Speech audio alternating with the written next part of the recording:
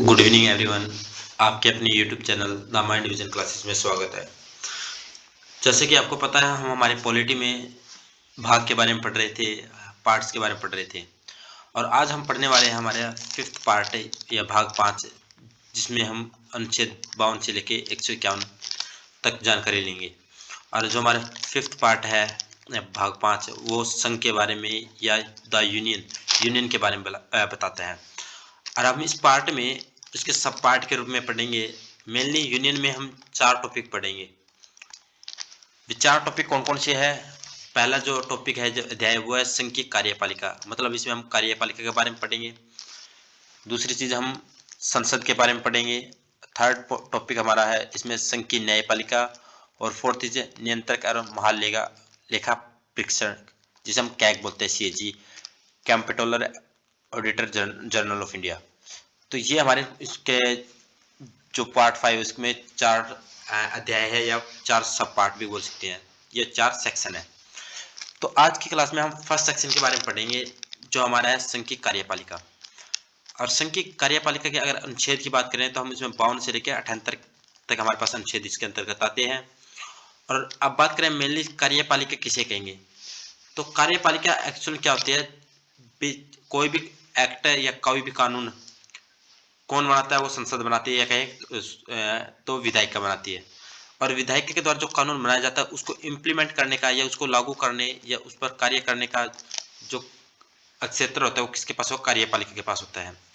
तो मेनली कार्यपालिका के अंतर्गत क्या क्या आता है? कार्यपालिका के अंतर्गत हम राष्ट्रपति के बारे में पढ़ेंगे, उपराष्ट्रपति, और हमारे प्रधानमंत्री और उसके मंत्रिमंडल या मंत्रिपरिषद, और महान्यायवादी जो सरकार का कानूनी सलाहकार होता है, जिसे हम AG बोलते हैं, अटॉर्नी जनरल। तो ये हमारे मेनली संघ के कार्यपालिका के अंतर्गत आते हैं। बाकी हम IPS IAS ये भी एक एग्जीक्यूटिव या कार्यपालिका के अंतर्गत आते हैं। तो जो हमारे संविधान में कार्यपालिका के अंतर्गत हम पढ़ेंगे, वो हमारे पास राष्ट्रपति, उपराष्ट्रपति, प्रधानमंत्री, उसके मंत्रिमंडल और महान्यायवादी। और आज की क्लास में हम राष्ट्रपति के बारे में पढ़ेंगे। जो राष्ट्रपति के अनुच्छेद है, वो आर्टिकल 52 से लेके 62 के बारे में हम पढ़ेंगे। जैसे कि आपको बताया अभी, हमारे संसद में हम संसद के 3 अंग होते हैं, उसमें राष्ट्रपति, लोकसभा और राज्यसभा पढ़ेंगे आगे की क्लास में। और जो संघ की न्यायपालिका है, जो जुडिशरी कहते हैं, जिसमें हम सुप्रीम कोर्ट के बारे में पढ़ेंगे, जिसके लिए रिलेटेड आर्टिकल 124 से लेकर 147 है। और जो CAG है, कैग, उसका 148 से लेकर 151 के आर्टिकल आते हैं। तो ये सब हम नेक्स्ट क्लासेज में पढ़ेंगे। तो आज की जो हमारी क्लास है, वो है संघ की कार्यपालिका के ऊपर, और जिसमें हम मेनली राष्ट्रपति के बारे में पढ़ेंगे। अब बात करें तो राष्ट्रपति, आज के जो हमारे मुख्यतः जो वर्तमान में राष्ट्रपति है, वो श्रीमती द्रौपदी मुर्मू जी है, जो वर्तमान राष्ट्रपति है। तो हमारा जो पहला आर्टिकल है राष्ट्रपति से रिलेटेड, वो है आर्टिकल 52 या अनुच्छेद 52, जिसमें भारत के राष्ट्रपति की परिभाषा दे रखी है, या भारत के राष्ट्रपति के बारे में बता रखा है। ये भारत का एक राष्ट्रपति होगा। तो इसमें भारत का एक राष्ट्रपति होगा, और वह संघ की कार्यपालिका का संवैधानिक प्रमुख होगा। मेनली इंडिया में 2 तरह के प्रमुख आते हैं, एक संवैधानिक और एक वास्तविक। जो संवैधानिक जो पद है या प्रमुख है, वो हमारे पास राष्ट्रपति होता है, और जो वास्तविक शक्तियाँ होती है, वो हमारे पास प्रधानमंत्री के पास होती है। तो जो राष्ट्रपति है हमारा, वो क्या है? संवैधानिक प्रमुख है, मतलब संविधान में जो हर चीज का जो प्रमुख होगा, वो हमारे पास राष्ट्रपति होगा। तो अब आर्टिकल 52 या अनुच्छेद 52 में भारत का एक राष्ट्रपति के बारे में वर्णन है। जो हमारे पास अनुच्छेद 53 है, उसमें परिभाषा है कि संघ की कार्यपालिका की शक्ति राष्ट्रपति के हाथ निहित होती है।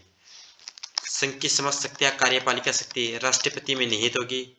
इसके कहने का मतलब, अगर कोई भी कानून या कोई भी एक्ट बनेगा, या कोई भी भारत में अधिनियम कोई भी कानून बनेगा भारत में, तो राष्ट्रपति के नाम पे आएगा।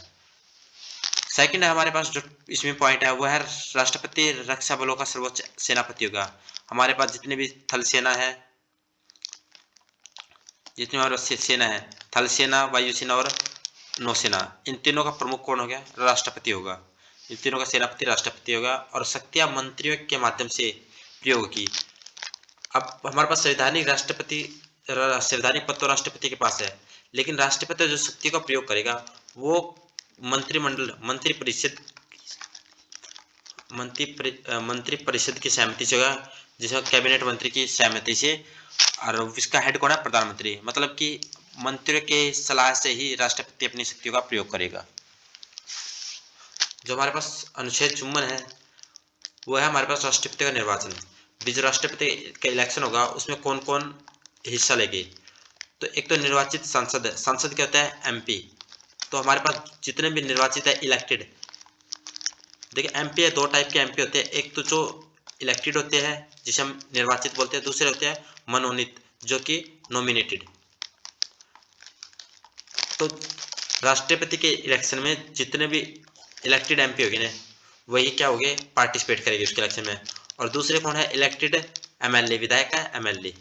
और वो कौन से है? राज्य से और केंद्र शासित प्रदेश यूटी से, जैसे कि दिल्ली से। तो यहाँ से क्या हो गए? जितने भी एमएलए है, जितने भी इलेक्टेड एमएलए है वो स्टेट से हो चाहे यूटी से हो, वे पार्टिसिपेट करेंगे। और इलेक्टेड एमपी, तो डायरेक्ट अगर बात करें तो इसमें कौन कौन है? इसमें इलेक्टेड पोर्शन आता है। इलेक्टेड किसका? एमपी का और एमएलए का। तो इलेक्टेड एमपी और एमएलए पार्टिसिपेट करेंगे राष्ट्रपति के निर्वाचन में।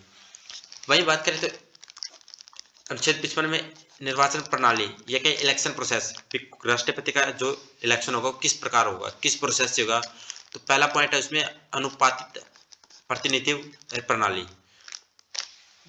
और दूसरा हमारे पास गुप्त मतदान का चुनाव। तो ये दो प्रोसेस होती है जिसके द्वारा राष्ट्रपति का इलेक्शन होता है। एक तो गुप्त मतदान दिया जाएगा और एक अनुपातित या प्रोपोर्शनल रिप्रेजेंटेटिव सिस्टम होता है उसमें। हमारे पास अनुच्छेद 56 है, वह कार्यकाल राष्ट्रपति का कार्यकाल कितने वर्ष होता है? तो मेरे 5 वर्ष तक राष्ट्रपति का कार्यकाल होता है। अब अनुच्छेद 57 में क्या है? पुनर्निर्वाचन या री इलेक्शन। तो क्या राष्ट्रपति दोबारा इलेक्शन लड़ सकता है? तो हाँ, दोबारा राष्ट्रपति चुना जा सकता है या दोबारा इलेक्शन में भाग ले सकता है। अनुच्छेद 58 में क्या है? राष्ट्रपति की योग्यता, मतलब कौन कौन सी कंडीशन है राष्ट्रपति बनने के लिए। तो वे मेनली कंडीशन आपके पास भारतीय नागरिक होना चाहिए राष्ट्रपति, मतलब कोई भी भारत का नागरिक, अगर वो भारतीय नागरिक है तो राष्ट्रपति बन सकता है। उसकी आयु कम से कम 35 वर्ष होनी चाहिए और लोकसभा सदस्य बनने की योग्यता होनी चाहिए। अब लोकसभा सदस्य की योग्यता क्या होती है? एक तो मेनली उसकी एज, कम से कम एज क्या होनी चाहिए उसकी? 25 वर्ष। लोकसभा सदस्य बनने के लिए आपके मिनिमम एज 25 होनी चाहिए और आप पागल या दिवालिया घोषित न होना चाहिए। तो मेनली और भारत का नागरिक होना चाहिए, ये लोकसभा सदस्य बनने की योग्यता होती है। तो राष्ट्रपति के पास ये योग्यता होनी चाहिए तो वो राष्ट्रपति बन सकता है। फिर अनुच्छेद 59 या 59 जिसमें राष्ट्रपति के पद की शर्तें हैं। वे कौन कौन सी शर्तें हैं राष्ट्रपति पद पर रहते हुए या बनने के लिए? कोई अन्य लाभ का पद धारण नहीं किया कर सकता ये है, और संसद या राज्य विधानसभा का सदस्य नहीं होना चाहिए। मतलब आप अगर राष्ट्रपति का पद धारण करते हो तो आपके पास कोई भी सरकारी या लाभ का पद नहीं होना चाहिए।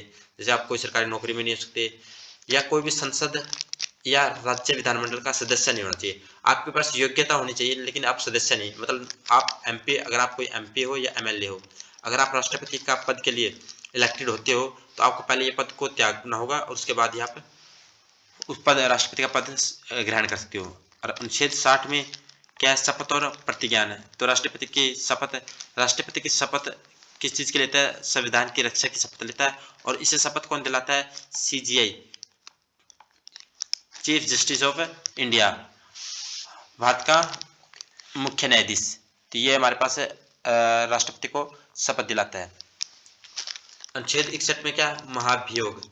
अब महाभियोग क्या होता है? राष्ट्रपति को उसके पद से हटाना। तो संविधान के उल्लंघन पर राष्ट्रपति को पद से हटाया जा सकता है और वो भी संसद की प्रक्रिया से। और उस प्रक्रिया को क्या नाम दे रखा है हमने? महाभियोग। ये प्रक्रिया हम नेक्स्ट जब महाभियोग के बारे में पढ़ेंगे तो उसमें पूरा कंसेप्ट के साथ समझेंगे भी महाभियोग कैसे लगता है, फिर कितने % लोकसभा के वोटिंग चाहिए और कितने राज्यसभा की वोटिंग चाहिए। नेक्स्ट है अनुच्छेद 62 जिसमें पद रिक्त है, मतलब अगर कोई राष्ट्रपति के पद कोई रिक्त है तो कितने माह के अंदर अंदर इसका इलेक्शन करवाना है? तो 6 महीने के अंदर अंदर राष्ट्रपति का दोबारा चुनाव किया जाएगा या नया चुनाव करवाया जाएगा। तो ये मेनली आज की क्लास थी हमारी जिसमें हमने राष्ट्रपति के बारे में पढ़ा, जिसमें हमने अगर मोटा मोटा दोबारा जाने तो एक बार फटाफट रिवीजन कर लेते हैं। मेनली हमने आज की क्लास में पढ़ा कि हमारे पास भाग 5 में हमने संघ के बारे में पढ़ेंगे और संघ में हमने 4 चीज पढ़ी थी। फिर हम कार्यपालिका के बारे में पढ़ेंगे जिसमें मेनली आज राष्ट्रपति के बारे में पढ़ने वाले हैं। और राष्ट्रपति के हमने पढ़ा कि हमारे वर्तमान राष्ट्रपति श्रीमती द्रौपदी मुर्मू है, जिसमें अनुच्छेद 52 के बारे में पढ़ा। 52 में क्या राष्ट्रपति का पद है, और कोई भी राष्ट्रपति की बात करेगा राष्ट्रपति होगा, जिसका कार्यपालिका का संवैधानिक प्रमुख होगा। 63 में हमने संघ की कार्यपालिका शक्ति पढ़ी, जितने भी रक्षा बलों का सर्वोच्च सेनापति राष्ट्रपति होगा, और समस्त कार्यपालिका की जितनी शक्ति है राष्ट्रपति के हाथ से या निहित होती है, राष्ट्रपति के पद में निहित होती है। थर्ड हमने पढ़ा अनुच्छेद 54, जिसमें राष्ट्रपति के इलेक्शन किया है, और इलेक्शन में ऑल इलेक्टेड एमपी और एमएलए पार्टिसिपेट करेंगे। फिफ्थ हमने इलेक्शन प्रोसेस पढ़ी, अनुच्छेद 55 में इलेक्शन प्रोसेस में एक तो सिंगल ट्रांसफरेबल वोट सिस्टम होता है, जिसमें अनुपातिक प्रतिनिधि प्रणाली बोलते हैं, और क्या होता है, गुप्त मतदान चुनाव होता है। अनुच्छेद 56 में हमने कार्यकाल पढ़ा, अभी राष्ट्रपति का मुख्य कार्यकाल 5 वर्ष के लिए होता है। 57 में हमने उसका री इलेक्शन या पुनर्निर्वाचन पढ़ा, जिसमें राष्ट्रपति को दोबारा इलेक्शन में पार्टिसिपेट कर सकता है या दोबारा राष्ट्रपति चुना जा सकता है। अनुच्छेद 58 में हमने राष्ट्रपति की योग्यता के बारे में पढ़ी, इसकी आयु कम से कम 35 वर्ष हो, लोकसभा की सदस्य बनने की योग्यता हो, भारत का नागरिक हो। और 59 या 59 में हमने कुछ शर्तें पढ़ी, राष्ट्रपति पद धारण करने के लिए आप कोई भी लाभ के पद पे धारण नहीं होना चाहिए, और आप संसद या राज्य के विधानमंडल में कोई भी सदस्य नहीं हो, मतलब आप ना तो एमपी हो ना एमएलए हो। अनुच्छेद 60 में हमने शपथ पढ़ी, शपथ में हमने देखा अभी राष्ट्रपति की शपथ सीजीआई या भारत के मुख्य न्यायाधीश शपथ दिलाता है, और शपथ दिलाता है संविधान की रक्षा की। 61 में हमने महाभियोग पढ़ा, जिसमें राष्ट्रपति को उसके पद से हटाया जा सकता है संविधान के उल्लंघन पर। 62 में हमने पद रिक्ति पढ़ी, अगर राष्ट्रपति का पद खाली है तो 6 महीने के अंदर अंदर उसका इलेक्शन करवाकर उस पद को भरा जाता है। तो आज की क्लास में हमने राष्ट्रपति के बारे में पढ़ा, कल की क्लास में हम उपराष्ट्रपति के बारे में पढ़ेंगे। वीडियो अच्छे लगे तो चैनल को सब्सक्राइब करो, लाइक करो और शेयर करो।